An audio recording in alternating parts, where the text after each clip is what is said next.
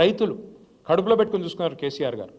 24 గంటలు కరెంటు వ్యవసాయానికి ఉచితంగా ఇచ్చిన ముఖ్యమంత్రి భారతదేశంలో ఎవరైనా ఉన్నారా స్వాతంత్రం వచ్చినాక? ఒక్కడు కేసీఆర్. 73,000 కోట్ల రూపాయలు రైతుల ఖాతాల్లో 11 విడతల్లో జమ చేసిన నాయకులు ఇంకెవరైనా ఉన్నారా భారతదేశంలో ఇప్పటి వరకు? కేసీఆర్ తప్ప. మరి నేను అడుగుతా ఉన్నా, ఇవాళ తప్పెవరిది? మనది, కార్యకర్తలది. సార్ పనిచేసిండు, కానీ ప్రజలకు అర్థమయ్యేటట్టు చెప్పుట్లో మనం ఫెయిల్ అయినాం, మనం విఫలమైన. ప్రజలకు మనం చెప్పుకోలే, వికారాబాద్ జిల్లా చేసినామని చెప్పుకోలే, బ్రహ్మాండంగా కొత్త పంచాయతీలు చేసినామని చెప్పుకోలే, తాండాలకు మరి ఇవాళ 6 నుంచి 10% రిజర్వేషన్ గిరిజనులకు పెరిగిందని మనమే చెప్పుకోలే.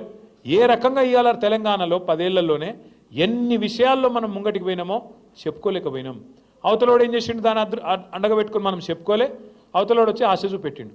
కేసీఆర్ 2,000 ఇస్తుండా, నేను 4,000 ఇస్తా.